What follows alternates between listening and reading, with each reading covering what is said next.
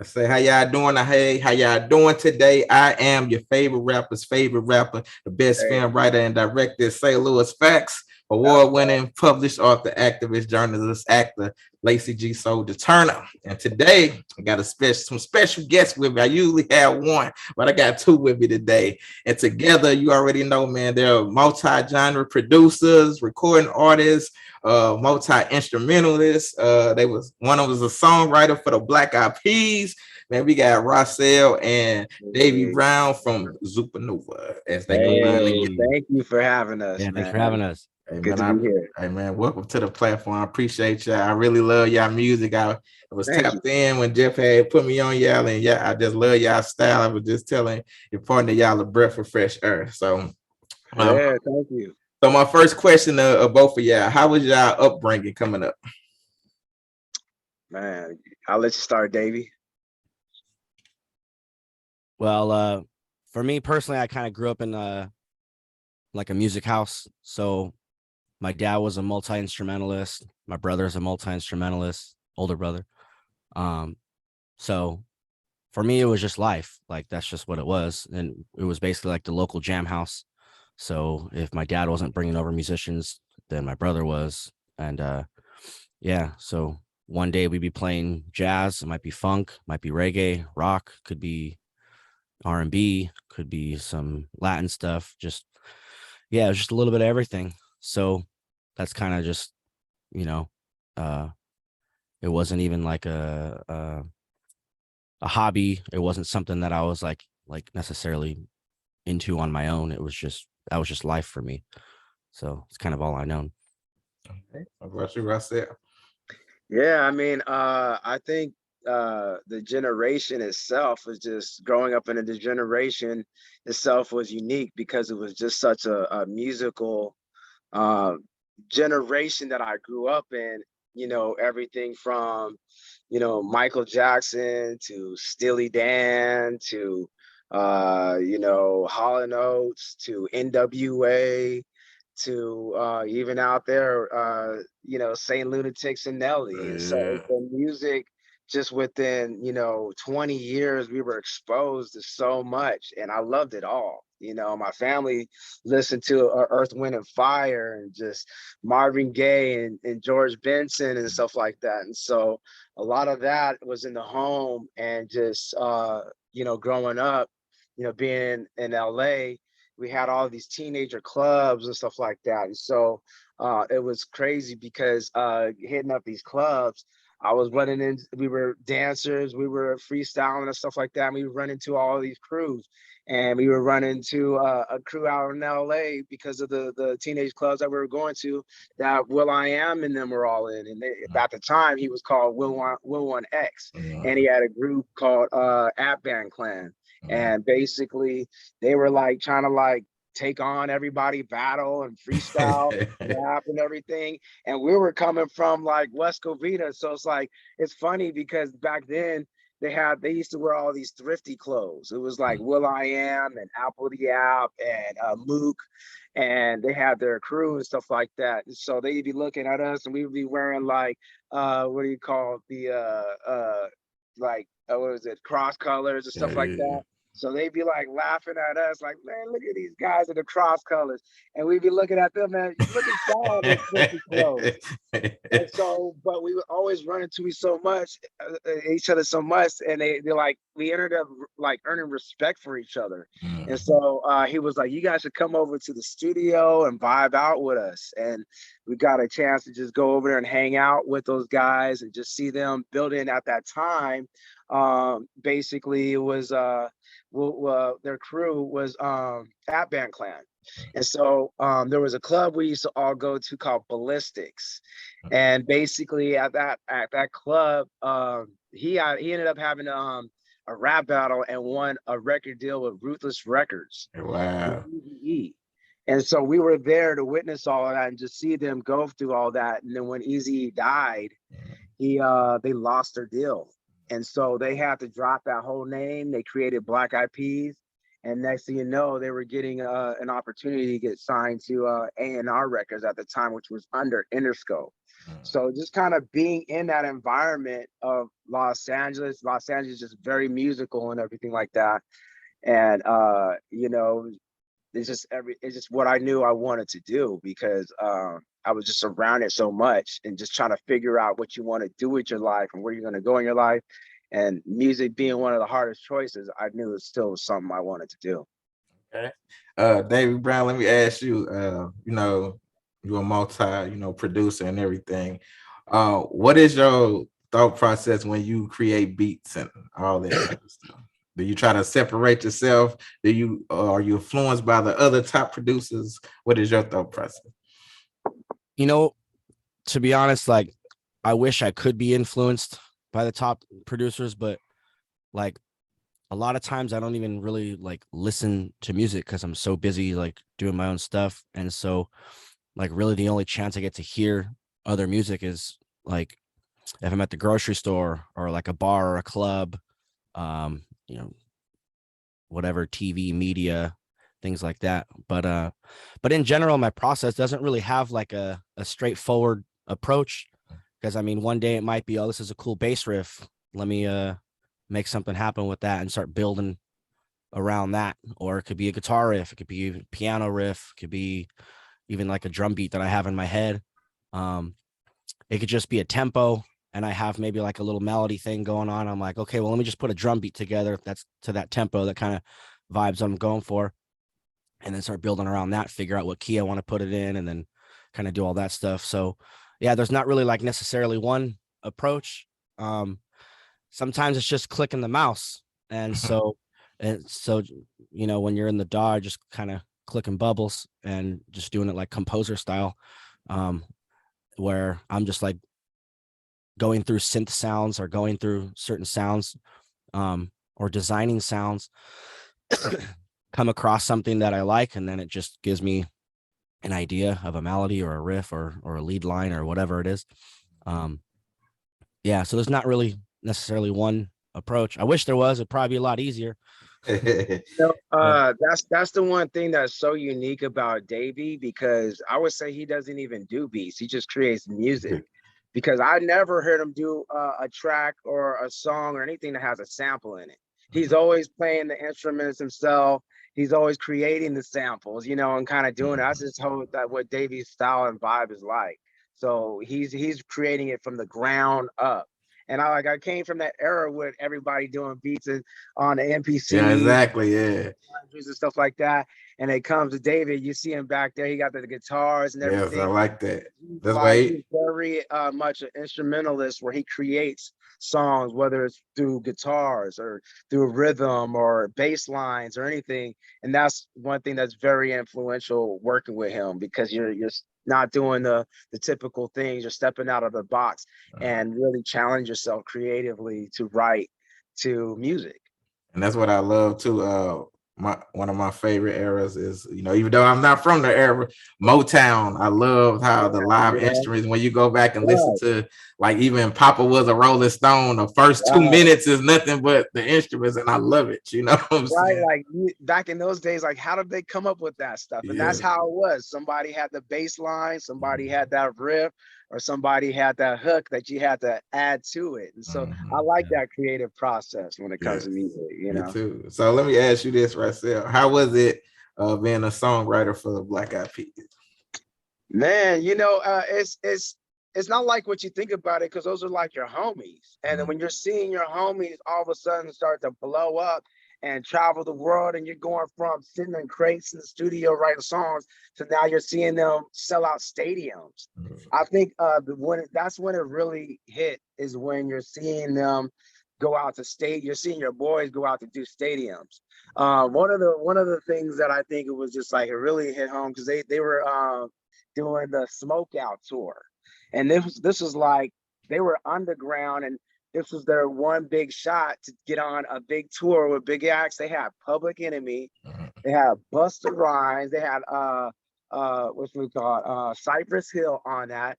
And we were all back in the green room, chopping it up, freestyling, and they're just blowing it out, rolling blunts and stuff like that. but just to see your friends and your boys get to that level, it's just really inspirational and everything like that. So during the process of it all, you're not really you're just with your homies. You know what I mean? It's Gotcha. not like, yeah, I met them after they blew up. I So it's got just you. like Yeah. we're just kind of in our natural environment doing what we love, Okay. you know? Okay.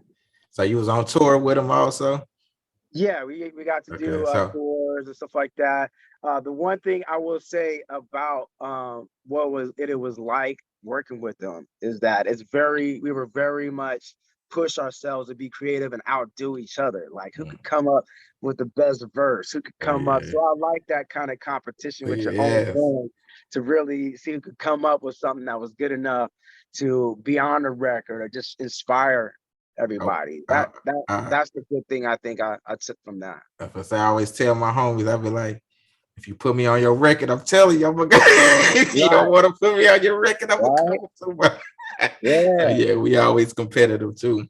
So right. how did you two come together and how did the name Supernova come about? You want to tell that, Dave? Well, really, the way we kind of came together was through my cousin. So, just every time the family would meet up, he's always like, "Oh, you gotta meet my friend. You gotta meet my friend. This, that, and the other." And then, on Roy's side, I guess he was telling the same thing, like, "Oh, you gotta meet my cousin. You gotta meet my cousin.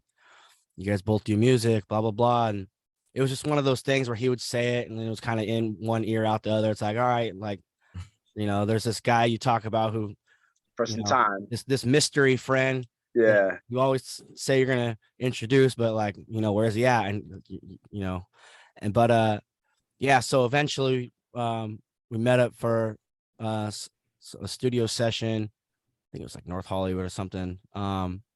He actually called me. I was playing drums in this metal band and we were doing a rehearsal and I was like taking a smoke break and he calls, "What are you doing?" And I'm like, "Oh, I'm playing drums right now." He's like, "You want to come to the studio tonight?" Blah blah. Remember my friend I was telling you about? I was like, "Oh yeah, the guy who doesn't exist." Like, and he's all, "Yeah, no, for real. We can meet up." He's all, "I'll go with you. I'll introduce you." Blah blah. I was like, "Okay, cool." And then yeah, and kind of the rest was history at that point. Like we vibed so well, and by the end of the night, he's like, "Hey, I got this project, and we're started up, blah blah blah. We're looking at this person, we're looking at this person, because that during that time we were looking at trying to have like a big family, and so we're talking about, oh, probably gonna bring in this person, we're probably gonna bring in blah blah blah, and then we just started building as far as like, yeah, music, writing, everything, and it just clicked. It was probably a little too easy. It was just one of those no brainers. It was like, okay, well, like every time we get together and we make something, I like what we make. He likes what we make. Everybody likes what we make. So, you know, it just felt right. yeah. And as far as like with the name itself, it's LA is a big melting pot of the world with all this diversity, with all the genres of music and everything. And we were inspired to not be in one lane. We wanted to challenge ourselves to really be creatively in anything that came our way. And so just the things being around like the P's, LA and everything like that, the whole melting pot, it's like we wanted the name the music to really reflect in all directions. So when you see like a supernova in space, the colors and how it just, goes in all directions, we just felt like that's what we wanted. That's what represented us and what we did, what we're doing, that is for everybody. And it's just kind of like a supernova of energy, vibes, and all of that culture and genres that just kind of like really best reflected us. And we just kind of wanted to flip it up and put the Z to the A instead of going to A to Yeah, Z and have everything covered from Z to A. I got like that. All right, you kind of almost, I guess, talked about that a little bit, but with there being so many groups out there, what Yeah. separates Zupanova from all these other groups out there that's doing music? I think our initial thing was like, first and foremost, let's have a good time and create music. But we really kind of had a vision early on to be like, even when we were looking for different members, we're intentionally looking for people that were completely different from each other. And we wanted to have like that explosion of sound, color, vibe, just style, everything in general.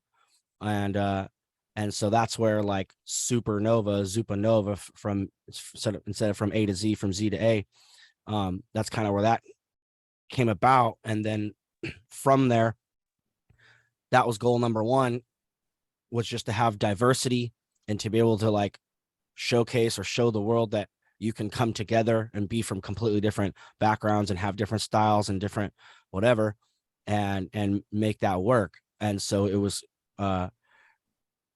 basically following from there. Early on, our goal was to create a platform, not just musically, but to create a platform that we could, reach out, whether it be like either charity work or just trying to lead by example. Not like saying we're necessarily like, perfect leaders or anything in that sense, but just to some degree, to some level, showing the world like, hey, you can come from different backgrounds and get together and make things happen. Everything doesn't always have to be separate. So I think the whole like diversity thing, whether it be like sound, look, style, fashion, vibe, personality, whatever, however you want to look at it, especially in the beginning, we had a lot of people together and everybody was just so different and everybody got along. And of course, life happens, people end up wanting to go do their own thing. But just in general, being able to get everybody together and make it work, make it happen, everybody have a good time, everybody make some good music. Yeah, I think the one thing too is interesting is that like I feel like we came from the era of groups. You had not only a lot of bands and stuff like that, but you had the NWAs, you had the Far Side, you had the Tribe Called Quest, the De La Souls, and back there was a certain time where it was very influential to kind of have Wu-Tang, all these crews and groups. Now you don't have that anymore. I don't really see that anymore. I mean, the last little bit you might have Migos, but like you don't really see groups anymore. And so, I've been inspired to kind of make something like that work because I always liked that. I always like just seeing groups and crews and just kind of that happening. So that's, I think, one thing that's unique that between others, because you don't really have that many groups with us. But one thing that, when it comes to other creatives and artists, it's like when we were going out there and really like trying to push ourselves, everybody was trying to figure us out. Like, what are you guys? What are you guys doing? Are you doing trap? You doing hip hop? Doing R&B? And we really couldn't give them an answer because we're like, we're doing it all. And they're like, no, you can't do that. You can't just do it all. But, coming from, even a group like Black Eyed Peas, they did international music. They did music for everybody. So it's like, why not do, sprinkle it up a little bit and have something for everybody? And so that's just kind of like we're stubborn about. It's just showing that, we're not trying to just be in one lane. We want to have something for everybody, And that's just, I think, maybe what's difference between us and other groups, because a lot of other groups are locked into one genre. They're not really even trying to, get out there and be international, do certain things. And so we're just inspired to really do everything from LA to the Philippines, stuff like that. And so and get out and maximize the potential that we have. All right, yeah, I'm the same way. I'm very versatile. Yeah, I probably don't know this, but I am the lost member of Zupanova. You know what I'm saying? You know what? I like when everything what you're doing, man, and just with your music, I could get that from your energy.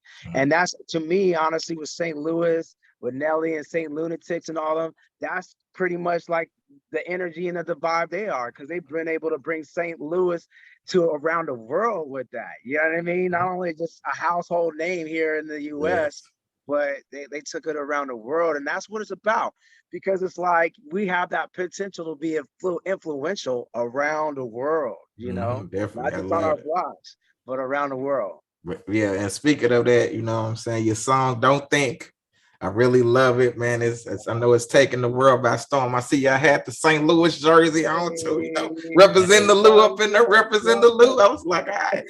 But what was your thought process to put that song together? Like, I really love the lyrics. It's a feel good song. I love the beat. You know what I'm saying? I was listening to you rap. I'm like, okay, you got that lyrical ability and all that. Yeah. What was your thought process in doing that song, and how did that come together? That's all Davey right there, man. He came up with the whole the song, the riffs, the song, and it produced it, and we just went in on what he did. And so Jacopo, great artist, and he which we've been trying to work with. We've known him from another label that we were working with, being signed to the same label, and then after the pandemic, we reconnected, and Davey just was inspired creating these amazing songs.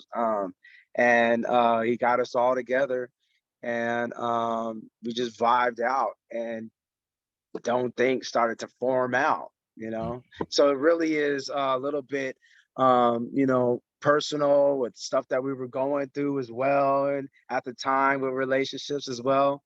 But Davey, man, he just killed it and came up with these classic riffs, and he just took creatively he musically took us to a place where we could write a song like that. I love it. Davey, where was your brain at?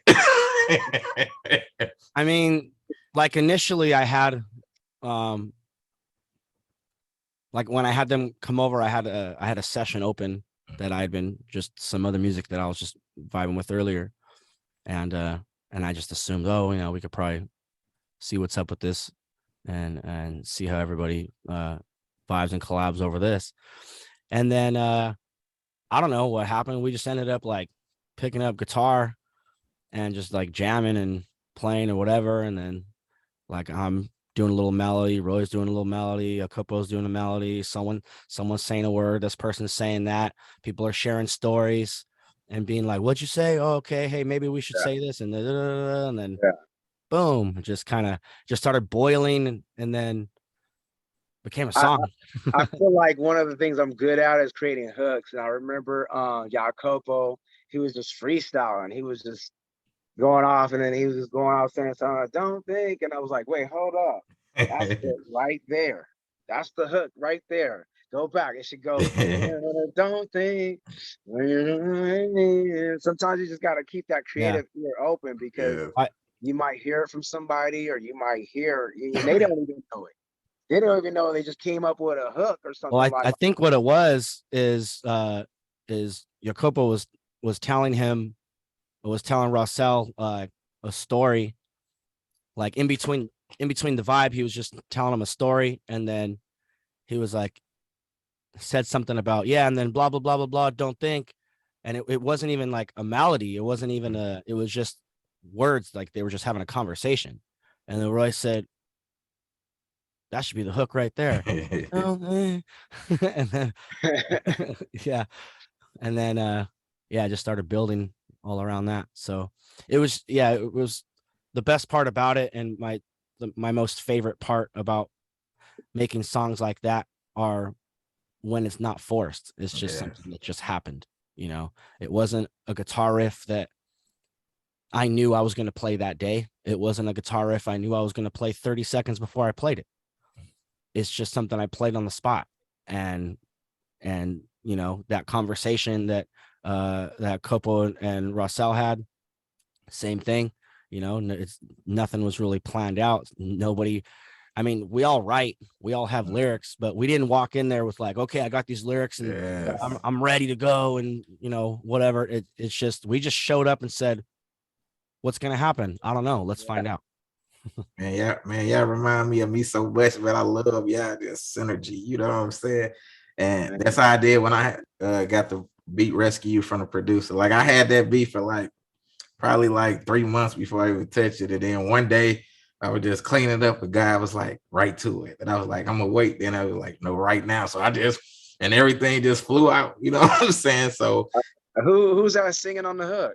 This guy named Tech. He passed away though. Oh, I'm sorry to hear that. Yeah, Yeah. like Man, 2018. Man. rest in peace to him, man. You did a Yeah, great job, man. That's a good song, man. Really, it is. I appreciate it. So to switch gears a little bit, I see that Yeah. y'all both are mentors and ambassadors on the Yeah. ambition.org. Could you give the people some feedback about that and let us know about their organization?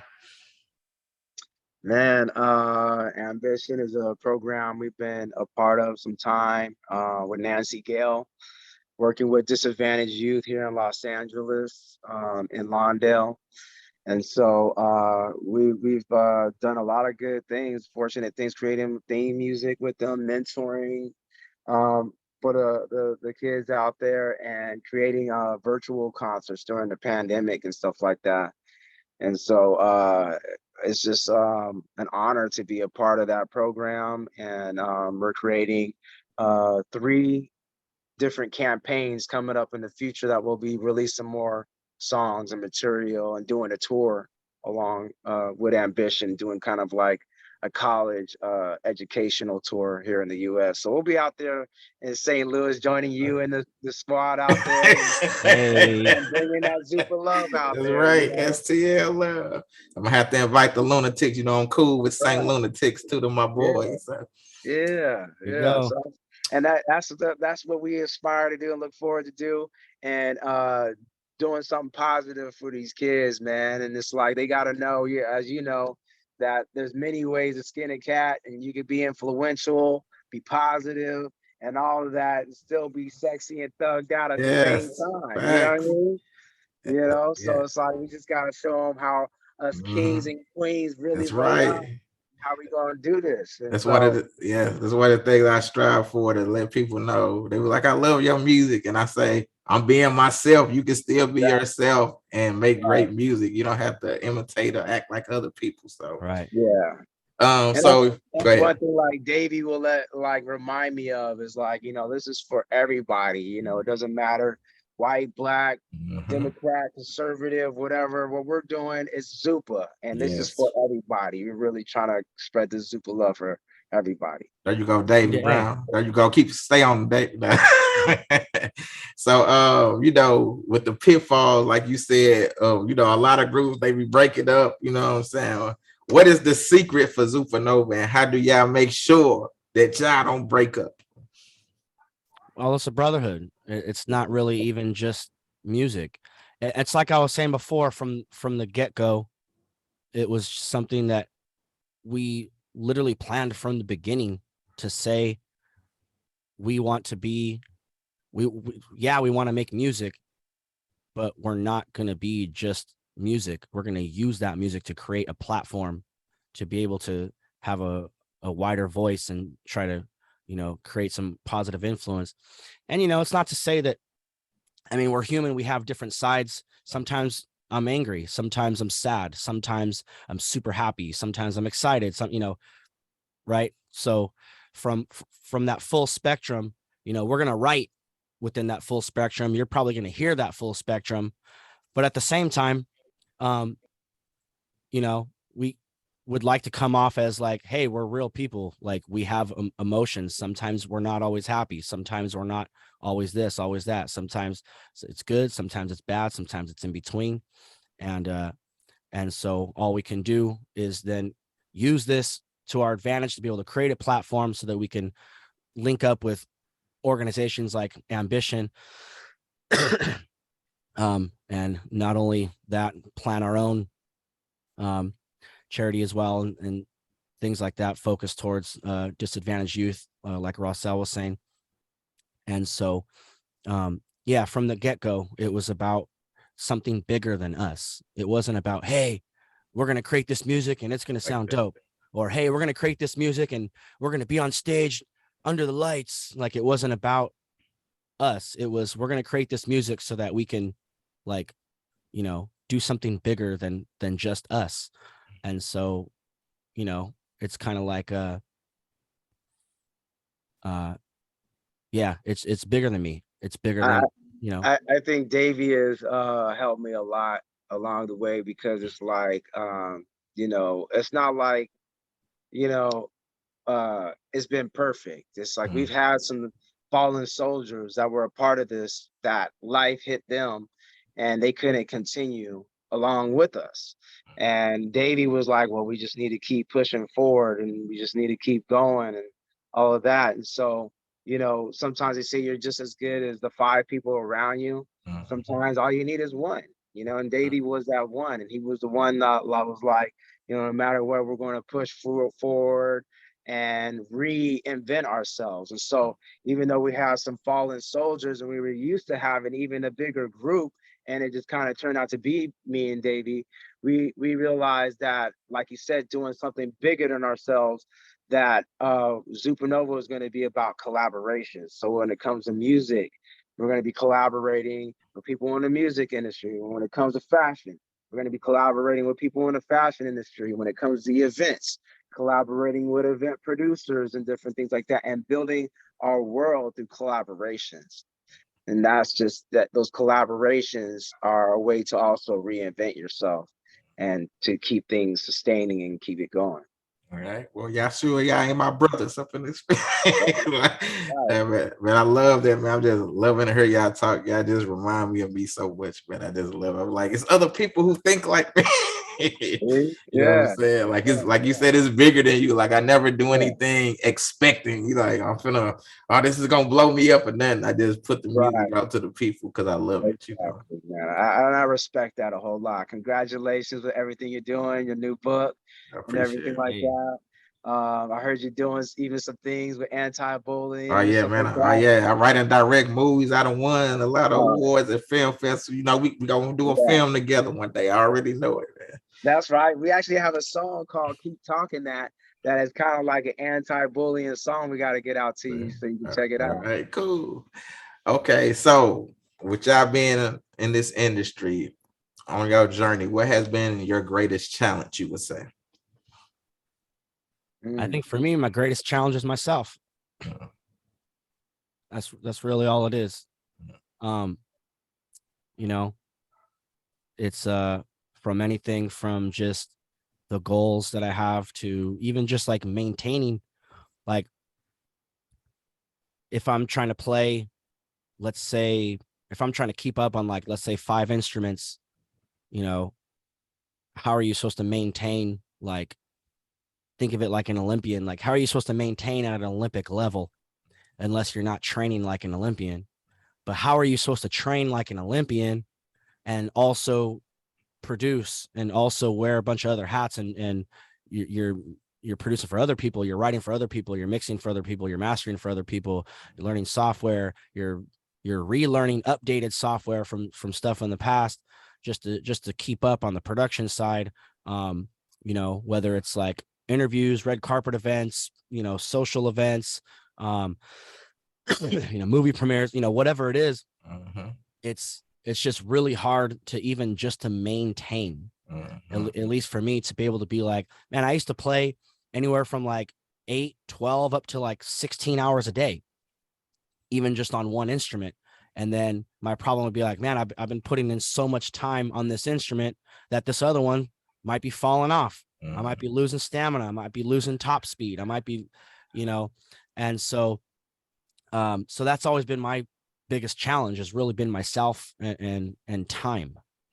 Time has been it's so hard to be able to really do that. So then I have to start thinking like efficient wise.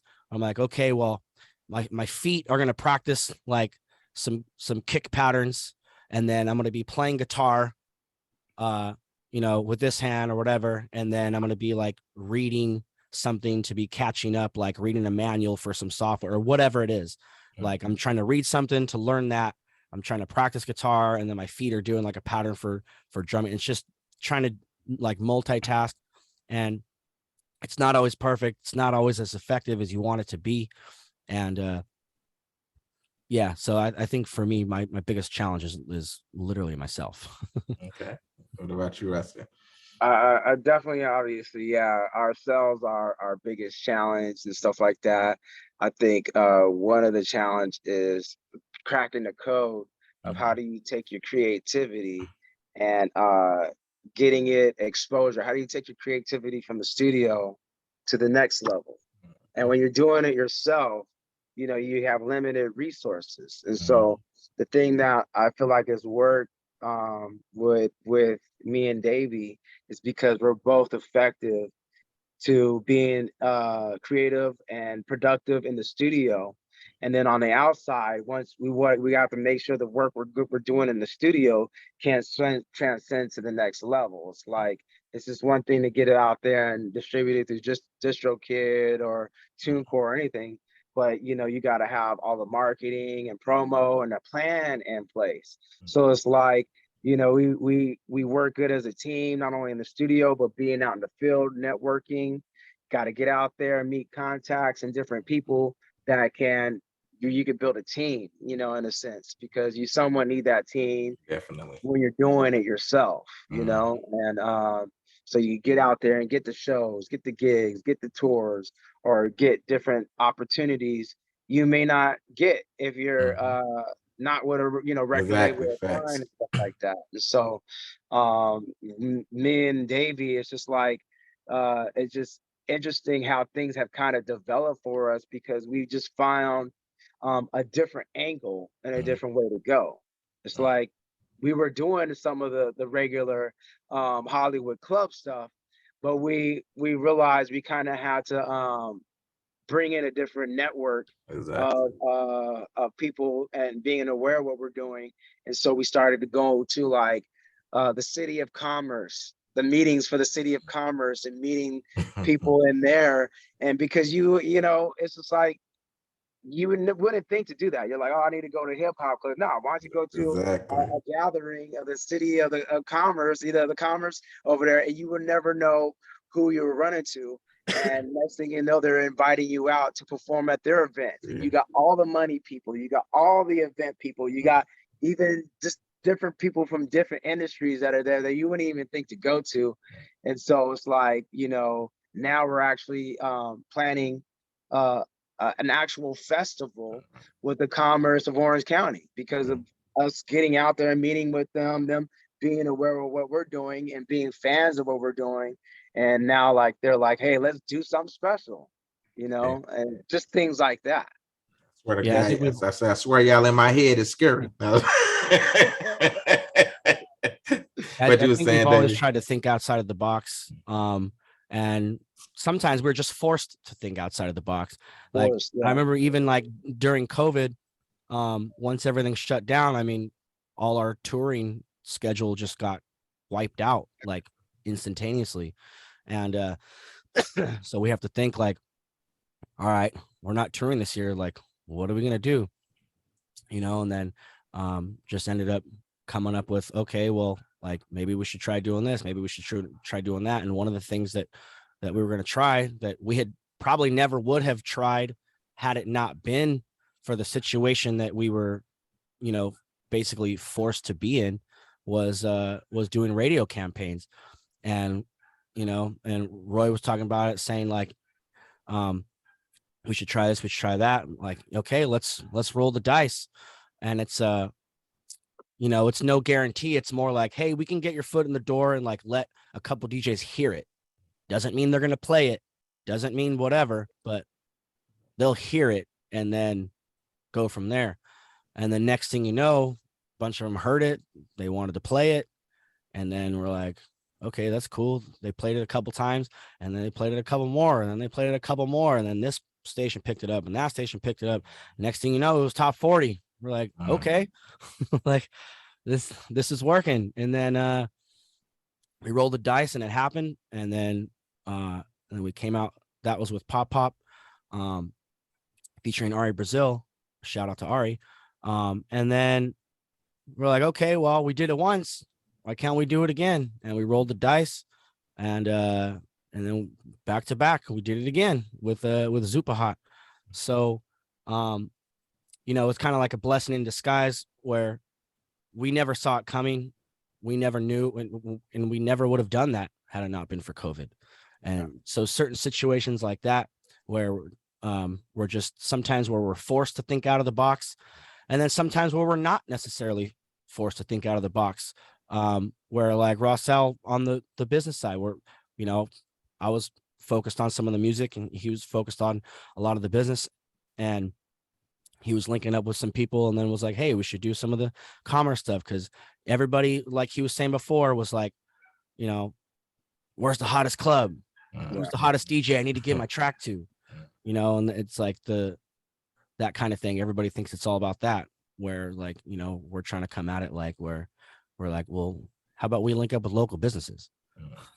How about we link up with the cities, the counties, and Nonprofits. yeah, the nonprofits, yeah, charities, exactly. Yeah. Okay. So, Yeah, smart, man. That's what I'm talking about. Which I have in the top 40s in there. I don't know if that's what you're gonna say, but what would you say has been your greatest accomplishment?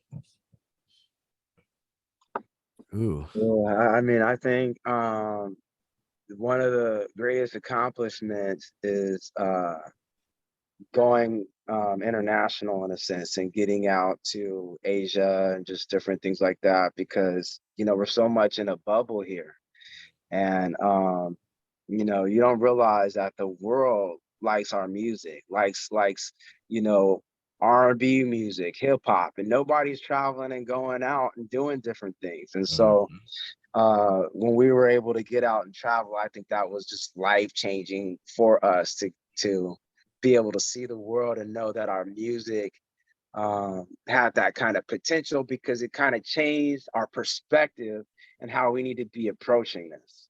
Big time. So that it just like Davey said, it just realized, oh, we could do something bigger than ourselves. We can do something worldwide. And I think that being that we have extended family from here to Singapore or Philippines and stuff like that, that connection is just like, wow, this is what music can really do. Okay, is this Davey same answer for you?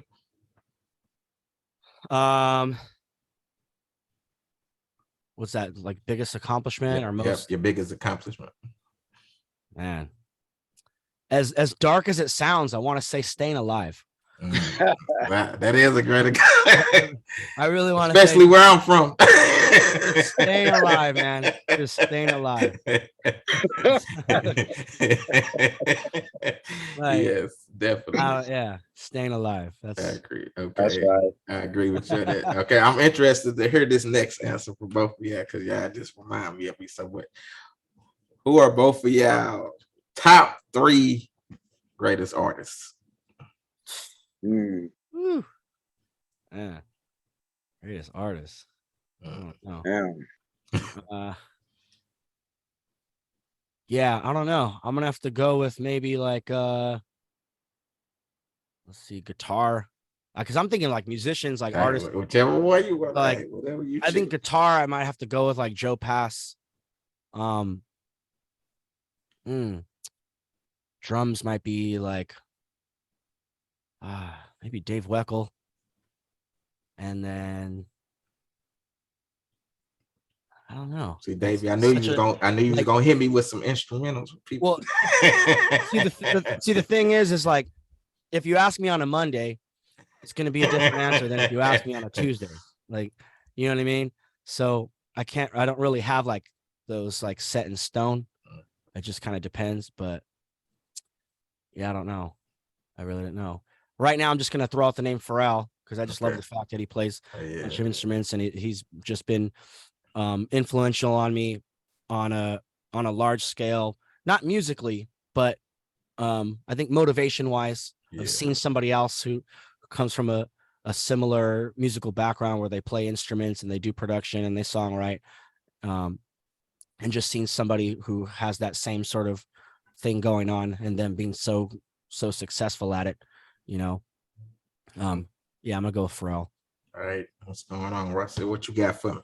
I'm gonna have to say one definitely is Stevie Wonder. Wonder. Yeah, I love Steve. Like, I just, him as a producer, musician, and just everything. The key of life. Key of life, yeah. It's just Stevie Wonder, definitely way up there. Shoot, who else? What about lyricists? Lyricists. I'm a big fan of Kendrick, man. I'm a big fan of Kendrick Lamar, but there's a lot of different MCs that I liked from back in the day. You know, whether it's Big Daddy Kane, Yeah. you know, Ain't no, KRS-One. ain't no half stepping and all that. Okay. Oh man, and yeah, and so I'm a big fan of Q-Tip as well, Okay. Okay. uh, Tribe. Tribe and Oh all yeah. that. Oh yeah. All the greats. Um, Yeah. Obviously Pac and everybody. Of course. Yeah. Busta. Top I'm three. a big fan of Timbaland as well. I like Timbaland as a producer. Um, and then one I will credit to, I kind of don't like to throw it out there just because it's almost easy, but Will I Am, he was a major Yes. on me, just seeing him go to work because he really cracked the code, that seeing the challenges of him being an underground artist, getting into the label, because at that time it was just all gangster rap. Everybody Yeah. looked at Black Definitely. Eyed Peas as the backpack Mm, group. So they had a really tough challenge trying to prove themselves. mm, And basically just their story, uh they didn't really break until like Fergie got involved in that, which mm. me and Fergie went to school together. I'm the one who introduced her. And Wow. so basically when some of that politics with the label, when she got involved and they blew, just seeing him, because transition from this battle rap MC to becoming a household name. Mm, You know, he just like, the thing is like that there's probably nobody I really know who knows how to freestyle. Like a lot of people don't know how good of a freestyler Will I Am is. You just think he's just a commercial rapper and everything like that. He's ridiculous with the freestyle. He's ridiculous with the creativity, and just being a part of that and just seeing him and just seeing, okay, this is how you cracking the code. This is mm, how you doing. Okay, I see. And so I learned a lot just being around him and them, because even when it come with to Apple in the group, you know, he came from the Philippines. He didn't even know how to speak English at the time, mm. and so he learned how to speak English through hip hop. Being around Will taught him how to rap and stuff like that. And Taboo, he wasn't even really an artist like that, and he evolved and shifted into the artist that he is now. So that's how influential he is. You know, is really, he could, as big as he is, he honestly could be doing a whole lot more. Mm, nice. Hey, okay. My favorite MC, my favorite rapper is Eminem. Yeah, you know, Oh wow, that's right. I learned everything Dang. I learned. I learned everything I know from. Well, yeah, he's just a sick MC and just Mm, lyricist. I mean, Yeah. mind blowing every time you hear a verse from that guy, man. definitely. So, let me ask you guys this. Um, what advice would you have for someone who wants to be in a group or even wants to come into the music industry? What advice would you have for them? I would say don't do it unless you're willing to sacrifice everything. Mhm. That's real. Unless it's just a hobby. If it's just a hobby, you're a weekend warrior, then it is what it is. You know, you're a doctor during the week, and then on the weekend you play jazz guitar. You know, okay, that's cool. But if you're trying to do it on like a career level, like don't get into the game unless you're willing to sacrifice your entire life. Straight up. I would say, you know, just that saying, you're as good as, you know, the top 5 people you surround yourself with. Mm, And so you just got to make sure whoever those people you choose to be around with, they're influential, they're productive, Yeah. and they are your champions, your cheerleaders, everything to kind of pushing each other to be greater, mm, pushing each other to evolve and you know, outdo what you did before and stuff like that. There's growth with who you're around. It's very important because it's you know, beyond just dealing with ourselves and our own insecurities or whatever the case with this industry. You got to have people who believe in you, people who are going to talk, like spread that word, and be out there, you know, championing for you, because otherwise, like Davey said, you're putting your livelihood, your ideas, everything that is you into this. And it's like, it could be very draining and ineffective and unproductive and basically regretful if you don't have the right people around you. Yeah. And you know, if it's your livelihood, you know, the people that like he's saying, the people you surround yourself with, you're literally putting your life in their hands, you know, and they're putting their life in your hands. You know, it's a big responsibility. Like I was saying before, it's bigger than yourself. And so with that said, as far as just advice on that positive tip would be just to fail forward. Like as a musician, you're kind of used to it. Maybe you haven't put it into words, but every musician knows in order to play that certain riff or that certain lick, like you have to practice that a million times. Well, let's change the word practice and say what it really is. You have to fail a million times in order for you to be able to play it. So you literally have to fail your way forward, and you have to embrace that failure. And if you're not down to fail a million times without getting down on yourself or thinking you can't do it, then you're not going to do it. So it's like in the sense of being a musician, like sometimes I'll even hear musicians, oh, and they're thinking like, oh, I failed and I can't do it. And my career this, my career that. And I'm like, and I have to remind them, I'm like, how many times did it take you to play that? What, a million times, 10,000 times? And they're like, yeah. I'm like, okay, well then you failed 10,000 times. So how come all of a sudden, you know, and you try to just like change the wording around to change their perspective. And they're like, huh. Like, yeah, I get. And I'm like, dude, you're all the riffs, everything you just played right now, you're like basically a master of failure. That's all the result of failure. You failed your way forward, and you never got down on it. You always knew that you were going to fail more. Let me fail 1,000 more times, get a little better at it. Then let me fail 1,000 more times and get better at it. So then why don't you apply that same mindset, you know, to your career or to, you know, to whatever different aspects of your life? It doesn't even have to be music. Just anything that you're, you know, aspiring to do. So, you know, that's what I would say in two simple words: fail forward. I like that. And they're just like me. I just surrounded myself with two new people named Davey Brown and Rossell. You know what I'm saying? They in my life. For real. But for real, I love that, man. Let the people know if you got anything coming up where they can check it out at. Let's see. We got some things that we're going to be doing in the metaverse in November coming up. And we're planning a tour with you as well, and doing some special things with Ambition, the nonprofit that we're with. And we're going to be putting on a festival, a 2-day festival next year, probably around spring or summer. So that's all in the works right now. We got more music with Jacopo coming pretty soon. The next one's going to be called Ride the Wave. And pretty much like that, we're just kind of planning for some special events and things like that right now. And you know, getting and we're also working on a nonprofit as well. Eventually we're going to be getting that going too. Yeah. So what he's saying is, if you want to stay tuned and keep up on the keep up, then you can follow us at Zupanova, ZUPANOVA, or you can check out our website at ZupanovaOfficial.com, and you'll get all the updates. Okay, I got two more questions for you. Okay.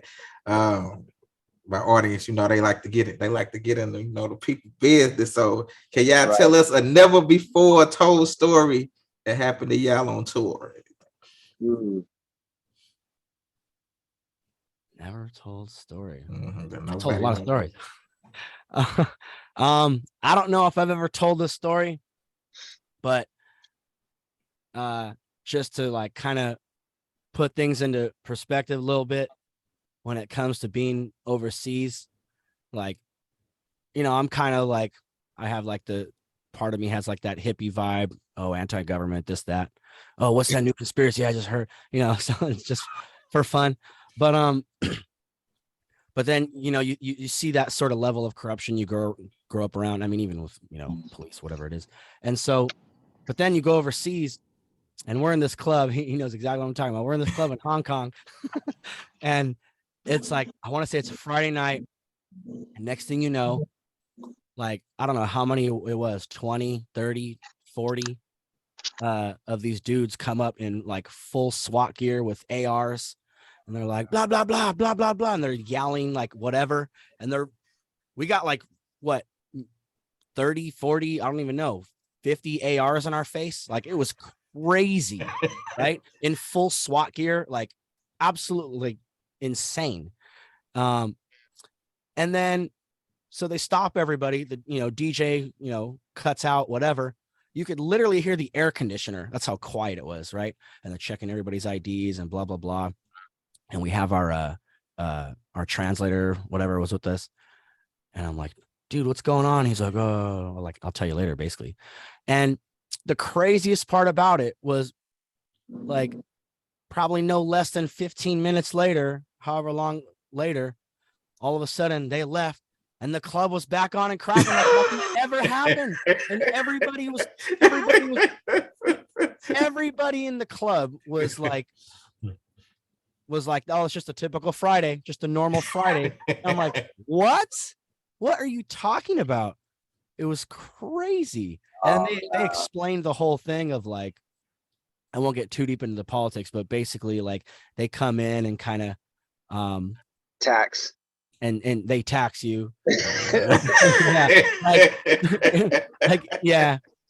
If the clubs don't pay them off that beforehand, they'll come in and try to find people. Yeah. So there you go. We got a never before story. I was like, only in Hong Kong. Well, maybe it's just anywhere that's not the United States, but I couldn't believe it. I'm like, man, I was telling Roy, I was like, if we're back in Hollywood right now and this happened, it'd be all over the news. Oh yeah, definitely. All over the news. It's like, you're not going to hear a peep of that overseas. They're just like, meh, oh, it's Friday. Right. Typical Friday. Like, wow. So for me, that was like mind blowing. Like, it really opened my eyes to really the way the rest of the world is, and also to some degree made me appreciate, like, man, I really don't like my government, but I gotta say it's a little better than that. I really don't like my government, but I'm glad I'm here. Okay, so my last question that I always like to ask my guests: when it is all said and done and you are long gone from this earth, what is it that you want the people to know about Zupanova? Well, one thing is that we're building really an empire, Zupa world. So we want to leave a legacy that people can pull from, that inspires them to also be zooped up about themselves, to know that they can also build their own worlds and their own empires and kind of push their own, their ideas in a way where it also is influential, and they can take whatever their art, their music, and build many things from that, because it's just like yourself. Your music is branching off to being an author, branching off to being a director. So it's just, the music is just the beginning of it, and how it could really just grow and blow up to many other things. But how are you going to have people come to your world and relate to it? So at the end of the day, we feel Zupa itself is just going to be kind of like a state of mind, a lifestyle, a way of life to kind of pull from, and be something that's empowering for yourself and for others. Anything to add on that, David? I mean, yeah, really, just to go off what he said, just in short, to really kind of influence and show people that, if you empower yourself, you can empower others. Deep. Yeah, I heard it from Zupanova. So once again, let the people know where they can find y'all at. You can find us at really any social media at Zupanova, Zupanova. And our official website is ZupanovaOfficial.com. Okay. And if you want to check out Ambition, that's ambition.org. Yep. Okay. Well, I want to thank you guys.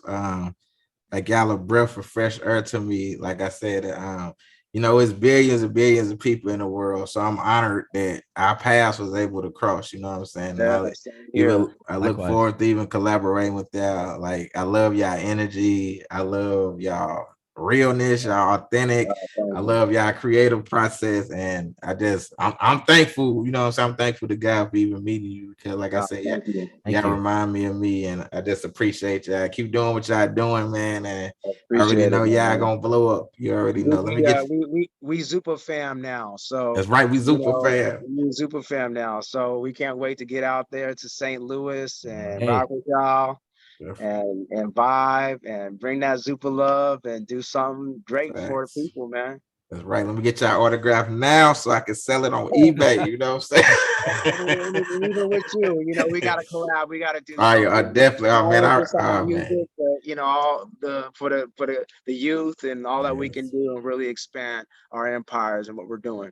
All right. Well, yes, thank you. So I appreciate you. I'm gonna let y'all know. I'm probably gonna get on this pretty quick, so I'm pretty sure the article will probably be out this week sometime.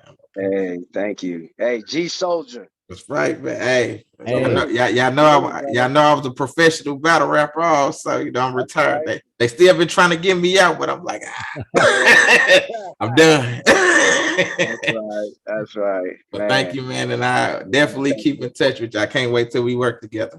Yeah, for sure. We can't wait to be out there, man. Okay, Yeah. y'all have a good evening. Talk to y'all You too. later. Thank you for What's having up? us. What's up? Appreciate it. All right, salute. Peace Till out, next y'all. time. That's right. Peace out. Yeah.